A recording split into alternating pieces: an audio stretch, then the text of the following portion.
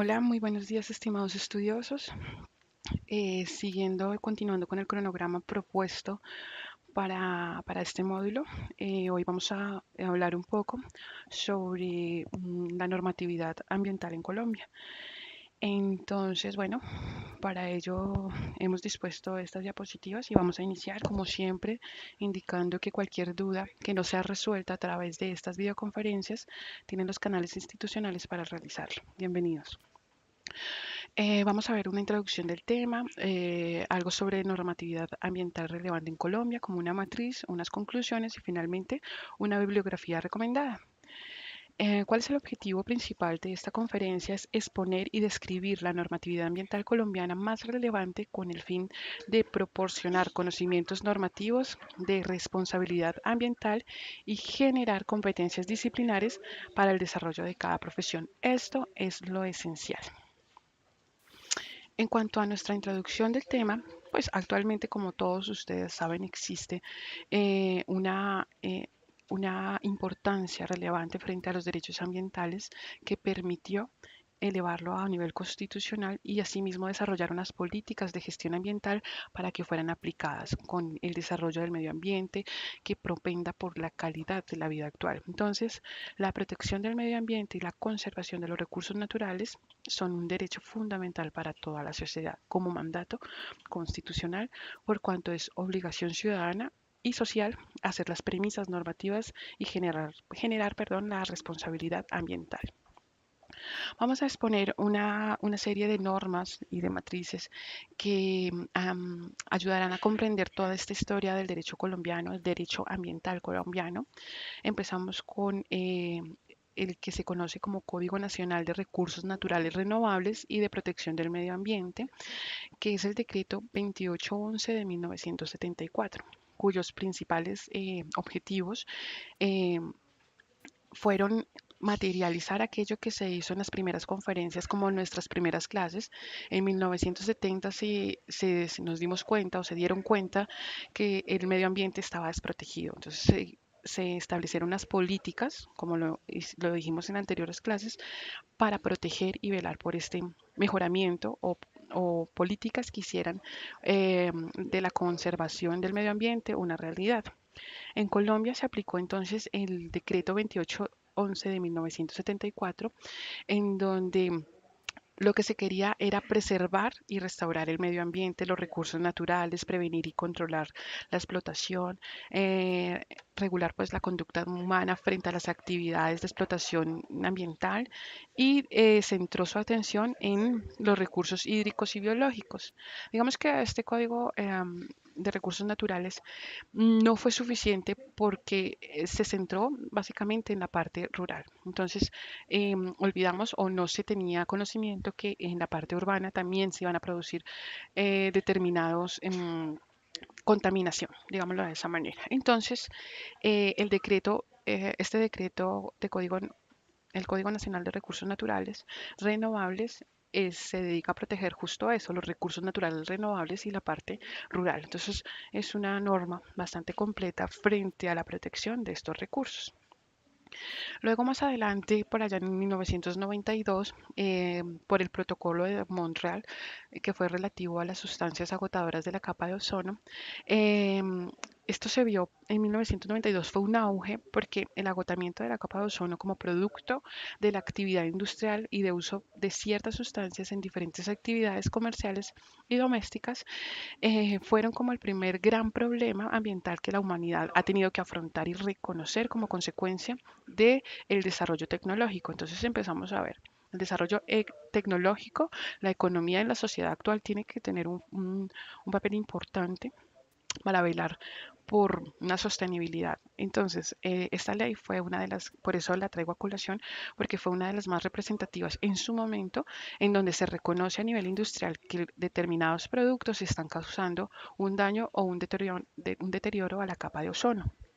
Entonces empezamos a conciliar esos intereses productores, industriales, de países desarrollados, países en vías de desarrollo y de los consumos pues de manera general.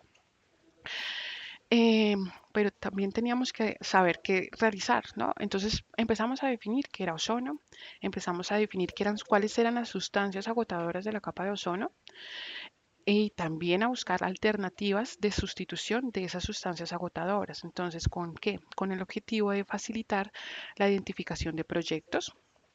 em, Se crea mejor para apoyar el Ministerio del Medio Ambiente y todas sus actividades, se implementa el protocolo de Montreal en Colombia y se crea la unidad técnica de ozono, que es la conocida como UTO. También se promueve a nivel nacional el uso de tecnologías ambientales sanas, se asesora a la industria y consumidores de sustancias agotadoras de la capa de ozono sobre las obligaciones jurídicas relacionadas con la aplicación de Montreal. Entonces, esto es bastante importante. En cuanto a la ley 99 de 1993, es una de las leyes más importantes, o sea, es como la columna vertebral de toda la normatividad ambiental en Colombia, dado que el Ministerio del Medio Ambiente se reordena todo su sector público encargado de la gestión y la conservación del medio ambiente y de los recursos naturales renovables, se organiza el Sistema Nacional Ambiental SINA y se dictan otras disposiciones. Es bastante interesante dado que, como les comentaba, el decreto de recursos naturales renovables solamente estaba, digamos que velaba por esta parte rural que les indico. Eh, Gracias a la Constitución de 1991 que elevó el derecho ambiental a nivel de protección en sus artículos 78, 79 y 80 y crea mecanismos para evitar impactos ambientales negativos y tomar conciencia de la responsabilidad ambiental. Esto lo hizo la Constitución de 1991. Entonces, la ley 93 de 1993, ¿qué hizo? Dijo, bueno, listo, dejemos este Código de Recursos Naturales Renovables tal como está. Vamos a no abandonar la protección de estos recursos naturales, pero también nos vamos a centralizar en qué, en esta parte urbana, entonces en las industrias, en los residuos, en la atmósfera, en el agua, en los vertimientos. Era importante empezar a determinar leyes que velaran por la protección a este nivel. Entonces, digamos que esa fue la transición, evidentemente, del 74 al 93. Hubo muchísimas normas, muchísimas más, pero estas son las más relevantes, ¿no? Entonces, ya tenemos un código de recursos naturales que protege los recursos naturales renovables y tenemos una ley 93 que vincula y que organiza todo el sector con, bueno, ya ahorita más adelante vamos a ver unas instituciones involucradas además para la protección. Entonces, esta ley además crea el Ministerio del Medio Ambiente y el Desarrollo Sostenible, tiene por objetivo principal impulsar una relación de respeto y armonía del hombre con la naturaleza y define políticas y regulaciones a las que se sujetarán para que recuperar, conservar, proteger, manejar y ordenar todo lo que es el uso y el aprovechamiento de los recursos naturales y el medio ambiente de la nación a fin de asegurar un desarrollo sostenible. Bueno, es importante destacar que esta ley, aparte de tener las políticas ambientales por las que se rige el país, crea un sistema nacional ambiental conformado por orientaciones normativas, actividades de recursos, programas, instituciones, corporaciones autónomas regionales que conocemos como las CAR y centros de investigación que nos ayudan a conocer, perdón, a investigar todo lo necesario frente a los recursos naturales. Allí nosotros podemos hablar de bueno, lo voy a decir por orden, del IDEAM, que es el encargado de investigación en hidrología y meteorología en estudios ambientales, el INVEMAR, que es el especializado en investigaciones marinas, el Instituto Humboldt, que es orientado a las investigaciones de recursos biológicos, y el Instituto Sinchi, y encargado de las investigaciones científicas y amazónicas, y finalmente el Instituto de Investigaciones Ambientales del Pacífico, que pues investigan esto. Bueno, como les decía, las CAR son también una institución bastante importante dentro de esta organización para poder conformar las corporaciones, perdón, regionales existentes. Más o menos hay 33 y tienen la responsabilidad de supervisar y coordinar las actividades de las CAR dentro de, pues, de múltiples funciones que tienen, que pues no nos alcanzaría este momento para describirlas. Entonces es importante tener en cuenta esta ley como la fundamental, como la que crea las políticas, las instituciones y reordena todo el sector público del sector ambiental. Bueno, como les comentaba el SINA, pues sus componentes es orientar los principios generales de la Constitución del 91 que hablábamos, velar por el cumplimiento de la normatividad ambiental. Todas las entidades del Estado son responsables de la política y de la acción ambiental. Las organizaciones comunitarias y no gubernamentales involucradas con la problemática ambiental, las fuentes y recursos económicos por el manejo y recuperación del medio ambiente y todas las entidades públicas, privadas y mixtas que realicen actividades de producción, de información, de investigación científica y desarrollo tecnológico en el campo ambiental. Todo esto son los componentes de nuestro sistema nacional ambiental. Bueno, aquí, ¿por qué hago referencia a esta ley? Me parece que es una de las más importantes porque se aprueba el convenio de Basilea del control de los movimientos transferizos en los desechos peligrosos y su eliminación. ¿Por qué la traigo a colación? Esta ley 253 de 1996 materializa de alguna manera los tratados internacionales y la responsabilidad de los estados a la sostenibilidad, al respeto de la jurisdicción nacional y de la soberanía de los recursos naturales. ¿Qué pasa? Si yo estoy transportando estos desechos peligrosos y eliminándolos, yo en el momento que los traspaso puedo causar enfermedades al medio ambiente o daños al medio ambiente, perdón, a su fauna, a su flora, a su biodiversidad y también una contaminación puede provocar enfermedades respiratorias. Entonces, lo que trajo este convenio es que todos, que se respetase, perdón, que se respetase todo, todo este control de movimientos transfronterizos, que se respetara la soberanía, la jurisdicción de cada país, que cada uno era responsable de sus desechos y cada uno tendría que velar por deshacerse de alguna manera de ellos de una forma responsable. Entonces, dice que el peligro creciente es para la salud humana, como les digo, y el medio ambiente tiene que representar la generación y la complejidad cada vez mayor de los desechos peligrosos. Estos desechos, los estados deben tomar las medidas necesarias para que el manejo de los desechos peligrosos y otros desechos, incluyendo sus movimientos transfronterizos y su eliminación, sean compatibles con la protección de la salud humana. Entonces, esto es bastante importante. Los estados también tienen la obligación de velar por que el generador cumpla con sus funciones con respecto al transporte y a la eliminación de los desechos peligrosos. Mm, reconoce plenamente que todo Estado tiene el derecho soberano de prohibir la entrada o la eliminación de desechos peligrosos y otros desechos ajenos a su territorio. Entonces, esa ley me parece bastante diciente sobre la responsabilidad internacional frente al respeto de la soberanía y jurisdicción de cada país. Vamos a hablar ahora de la sanción y el procedimiento ambiental. Resulta que sabemos lo que se dice en cuanto a que si yo no conozco la norma, eso no me exime de responsabilidad. Pues justo aquí, en la ley 1333 del 2009, lo que nos está indicando es cuáles son las sanciones que procedes si tú no estás de la mano con la norma. ¿Por qué es importante? Porque todos los que estamos de alguna manera involucrados frente a la actividad ambiental que genera impactos a los recursos naturales, deterioros, etcétera, tenemos que saber que tenemos que cumplir una normatividad. Si no la cumplimos, ¿qué va a pasar? Pues van a haber unas sanciones, unas medidas preventivas y unas multas que tendremos que pagar que ya las vamos a, a describir. De manera general, la competencia, ¿quiénes son los organismos que pueden adelantar una sanción administrativa? Pues son el Ministerio de Ambiente y de Desarrollo Sostenible, las ANLA, la Autoridad Nacional de Licencias Ambientales, las CAR, Corporaciones Autónomas Regionales, que pueden iniciar los procesos sancionatorios y poner medidas preventivas en determinado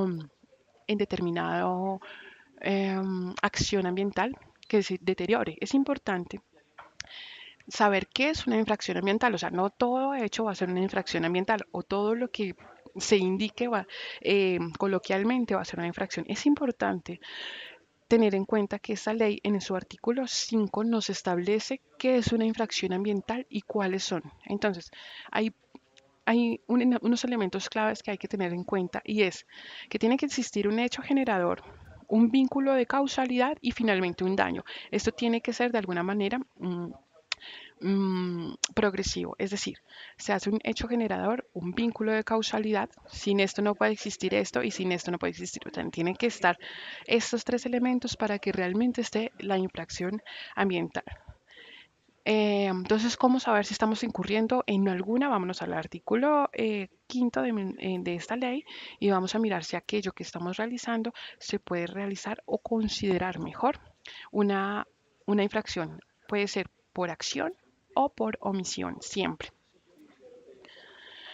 Bueno, más o menos este es el proceso que les represento en esta diapositiva. Lo primero es una indagación preliminar en el proceso sancionatorio. No siempre se empieza de esta manera. Voy a tratar de ampliarlo un poco para que se den cuenta. Entonces, aquí, ¿qué pasa? Se verifica si existe una conducta contra el medio ambiente, o sea, lo que hablábamos de la infracción. También vamos a investigar si esa conducta es estipulada como infracción ambiental. Puede no serlo. Y si en su realización opera algún eximente de responsabilidad. Entonces, si estamos ante una indagación preliminar, estos son, digamos, los tres pasos de manera general que tiene que proceder. Ahora, también puede iniciar el proceso desde aquí, iniciación del proceso sancionatorio.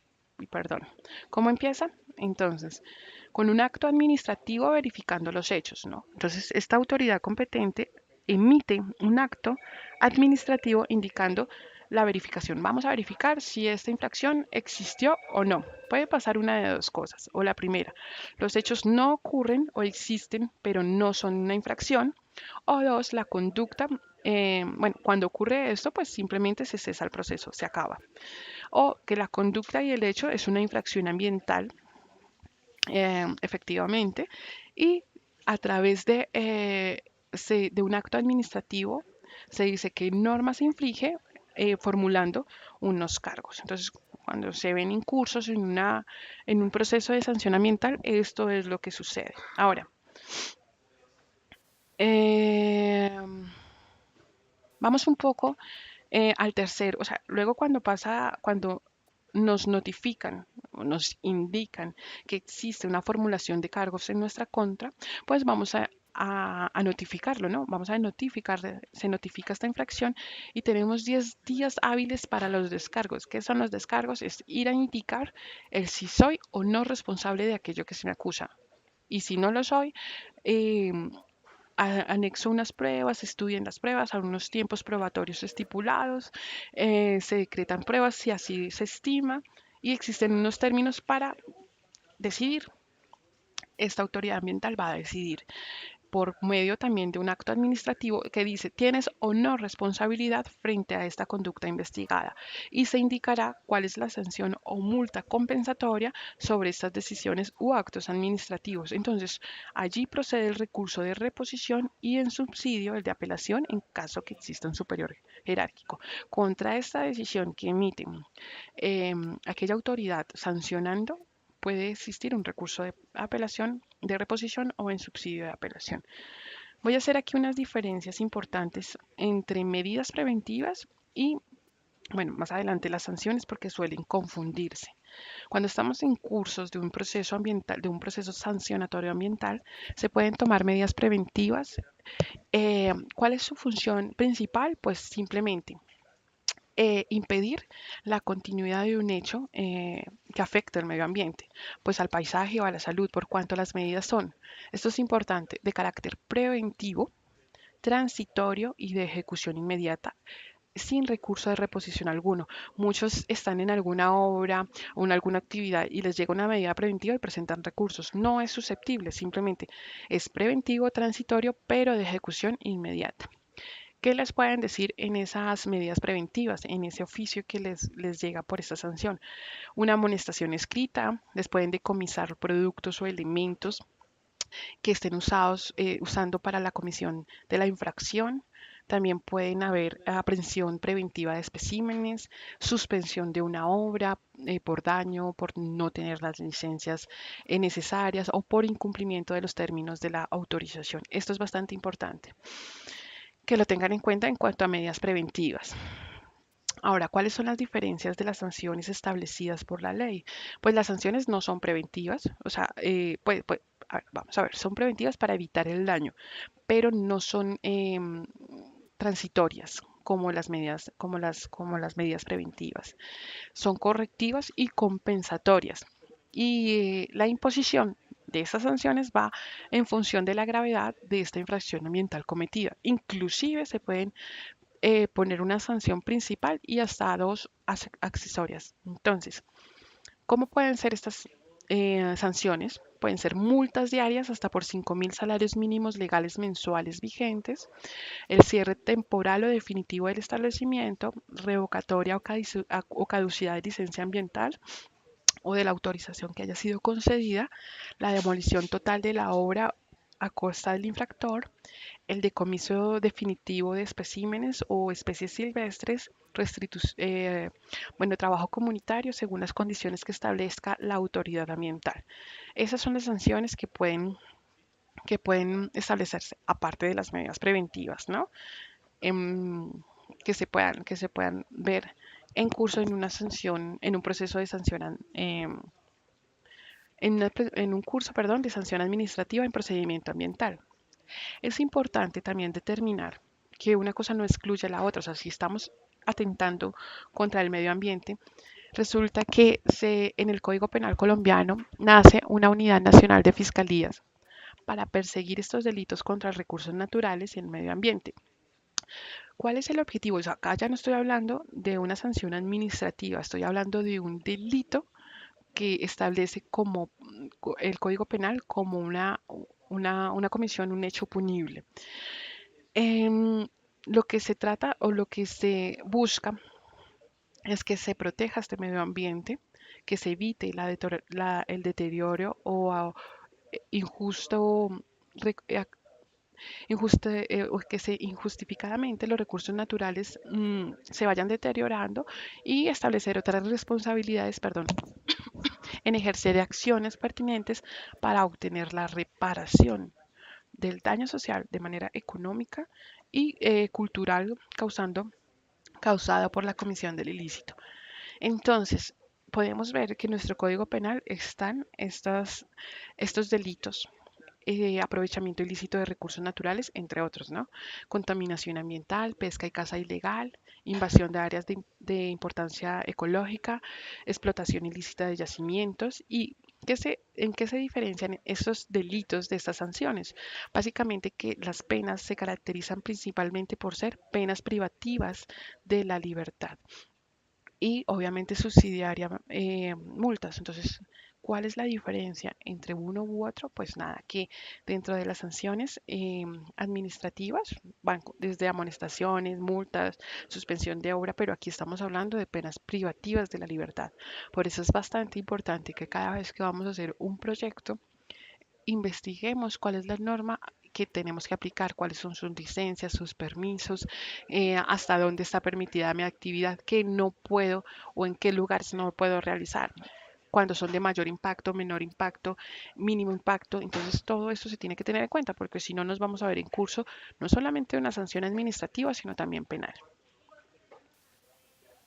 Bueno, entonces hablando un poco de lo mismo, de la necesidad de conocer la norma, vamos a hablar un poco de, de las licencias ambientales, ¿no? ¿Cuál es un poco su procedimiento? Obviamente que cada proceso tiene su trámite, aunque es de manera general, de alguna forma, em, la misma forma a continuar o a seguir. Cada uno tendrá sus requisitos especiales dependiendo de la obra, ¿no?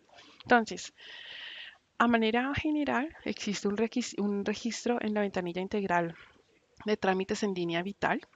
Entonces, allí se solicita el pronunciamiento acerca de la necesidad de un diagnóstico ambiental de alternativas, que ahorita hablamos un poquito más de ello. Se solicita que se liquide por el servicio de la evaluación del trámite de la licencia. Se hacen unos formatos, se solicitan unas verificaciones preliminares de documentación y la solicitud de la licencia.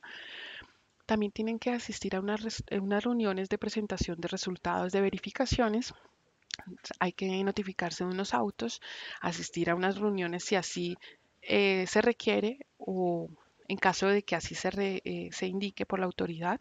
Y finalmente nos notificamos de la resolución que otorga o niega la licencia ambiental. Este es a grosso modo el trámite para la licencia ambiental. Cada uno de ellos, cada uno de estos elementos tiene unas composiciones especiales que varían de acuerdo o en función de la licencia a solicitar. Para mí es importante que ustedes acá tengan clara una diferencia, o sea, los que trabajan frente con con licencias, construcciones y demás, la saben identificar muy bien. Una cosa es una cosa es la evaluación del diagnóstico ambiental de alternativas y otra cosa es el estudio del impacto ambiental. ¿Qué es el uno y qué es el otro? Eh, la evaluación de diagnóstico ambiental, bueno, voy a empezar por aquí. El estudio del impacto ambiental, es obligatorio para todos los procesos que requieran licencia ambiental. Perdón, es que quisiese ver por aquí, me salté, perdón. Cuando hablamos de licencias ambientales, estamos hablando de las autorizaciones que otorgan las autoridades ambientales para realizar una determinada actividad que cause determinados daños al medio ambiente. ¿Quién es la autoridad? Pues lo que hablábamos, la Autoridad Nacional de Licencias Ambientales, que surge a partir de una necesidad de avanzar frente a los retos económicos y que existiera una entidad que regulara todos estos estudios. Entonces, para ello nace la ANDA. ¿Y todas las actividades requieren licencia ambiental? No, no todas. ¿Cuáles entonces? Pues las que nos indique el decreto 2041 en su artículo 7 de proyectos, obras y actividades. ¿Cómo sabemos si esta obra requiere o no una licencia ambiental? Fácil, nos vamos a este decreto y vamos a los artículos 8 y 9, en donde ahí nos está indicando qué, qué trámite necesita una licencia ambiental, qué proyecto necesita una licencia ambiental. Puede que no estén sujetos, simplemente necesitan un permiso para vertimientos, un permiso para emisiones, pero no una licencia ambiental. Entonces, para que lo tengan en cuenta, perdón que me salté, se me saltó la diapositiva y aquí me acordé. Entonces, volviendo al tema, estos estudios de impacto ambiental son obligatorios para todos los proyectos.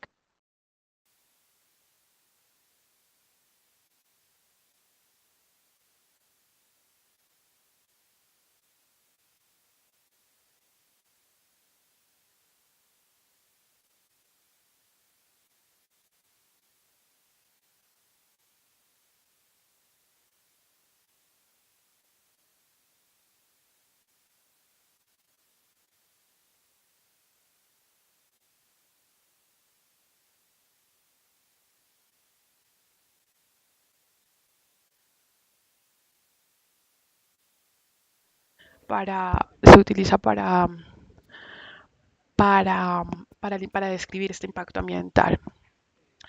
Luego hablamos de lo que les estamos, la diferencia entre estudio de impacto ambiental, pues está claro que es para los proyectos que requieran licencia ambiental. Y luego hablamos de la evaluación de diagnóstico ambiental de alternativas, que suministra más o menos la misma información del estudio de impacto ambiental, solo que es para determinadas obras.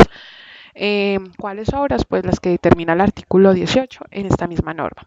Miren, más o menos son para la construcción de puertos, la construcción de aeropuertos, las construcciones de calzadas. Bueno, son 16, pero los podemos resumir que cuando son obras de impacto, de gran impacto. Entonces estamos hablando de construcción, lo que les construcción de vías, de dobles calzadas, de aeropuertos, en donde vamos a hacer una gran obra con el objetivo de hacer una descripción general frente a las comunidades y los análisis de costos y de beneficios. Bueno, pero ¿qué diferencia hay entre el estudio de impacto ambiental y este de diagnóstico ambiental de alternativas?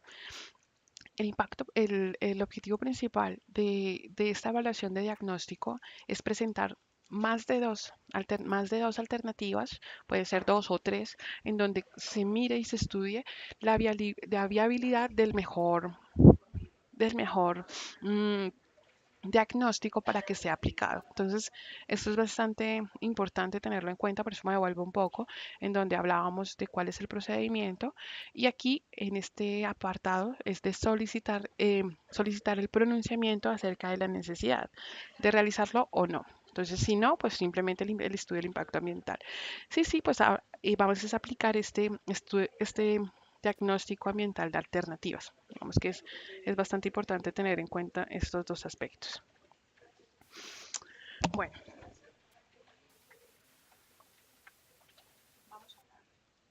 perdón, vamos a hablar ahora de nuestro decreto único reglamentario 1076 del 2015, que muchos piensan que derogó normas o que creó.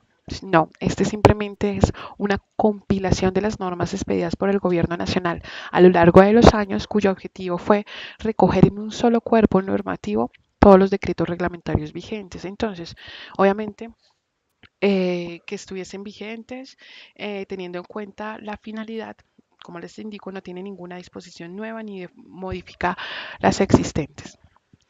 Este decreto único por eso lo dejo de últimas porque todas las normas anteriores a indicadas quedaron contenidas en este decreto único reglamentario. Entonces, si estamos hablando de sanciones administrativas, perdón, del proceso sancionatorio ambiental, vamos a encontrarlo en este decreto único reglamentario.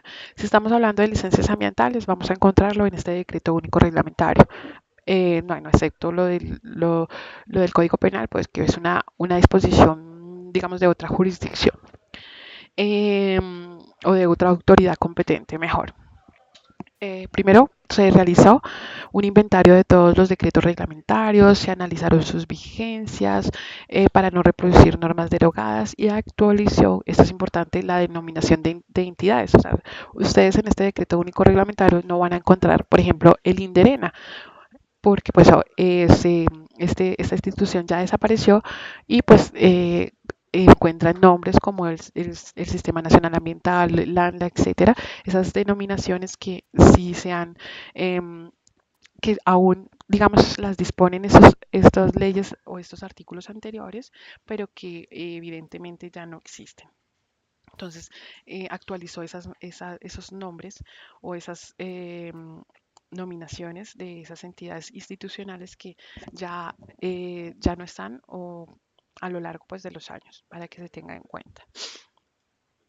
Este decreto único, ¿cómo se organiza? Pues básicamente tiene tres libros. El primero que es una estructura de todo el sector ambiental. Un segundo libro que se organiza en 11 títulos. Entonces ahí ya estamos hablando de todas, bueno, de biodiversidad, de gestión ambiental, de aguas marítimas, no marítimas, de aire, residuos, perdón, de gestión institucional, instrumentos financieros, económicos y tributarios, el proceso sancionatorio y bueno, todo lo que hemos hablado eh, que están contenidos en otras leyes.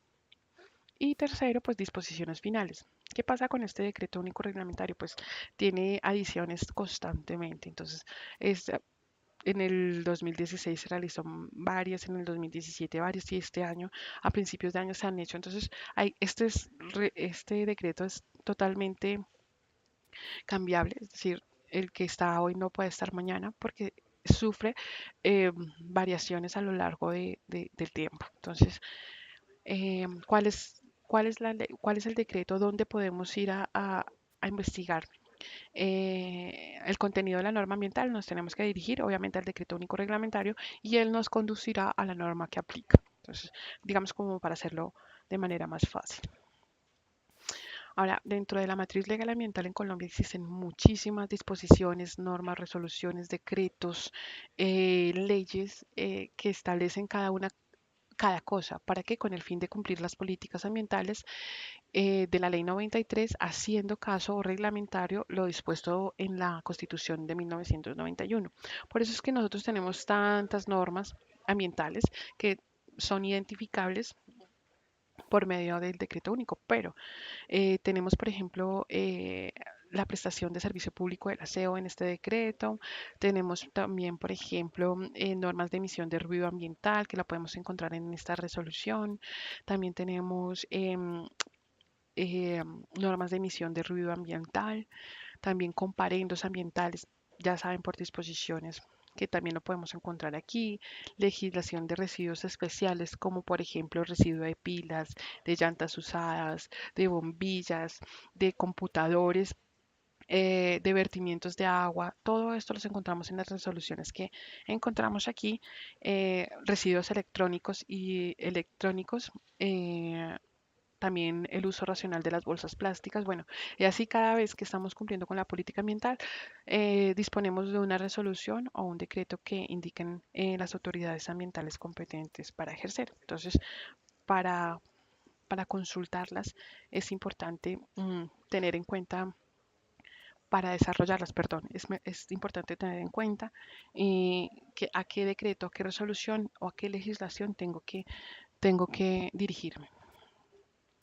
Bueno, por último, indicarles que la normativa ambiental propende por el derecho a disfrutar de un medio ambiente adecuado, por cuanto su cumplimiento protege los recursos naturales. Entonces, para ello nos brindan unas herramientas, unos mecanismos, unos instrumentos de acceso a la justicia ambiental. Se aplica la ley, se permite una participación pública en los procedimientos ambientales. ¿Se acuerdan que hablamos en nuestra charla anterior de em, las participaciones ciudadanas frente a, frente al desarrollo de estas políticas ambientales, con el cabildo, con el derecho de petición, con las audiencias públicas, etcétera? Entonces es importante también participar para que esta norma se cumpla. Y en este sentido se concluye que la legislación ambiental debe ser el medio y la protección del ambiente, para los recursos naturales el fin. Les dejo aquí una pequeña bibliografía. Esta es bastante interesante, que es un manual de licencias ambientales en Colombia. Allí está absolutamente todo lo que pueden, para cada licencia, mucho más detallado. Este Juriscol es una página eh, de información normativa del Estado colombiano absolutamente vigente. Ustedes allí ponen la ley y el año y esto les indica si está o no vigente para la aplicación, bastante interesante. Y en su biblioteca pueden encontrar también este ejemplar que habla sobre la licencia y protección de los recursos naturales, para que lo tengan en cuenta. Entonces, pues con esto dejo explicado a grosso modo, un poco de forma general, una matriz legal ambiental en Colombia que requiere, de bastante importancia. Reitero que cualquier duda que surja a través de, de esta explicación, pues me la pueden hacer llegar por los medios indicados para esto. Muchísimas gracias y que tengan una buena mañana.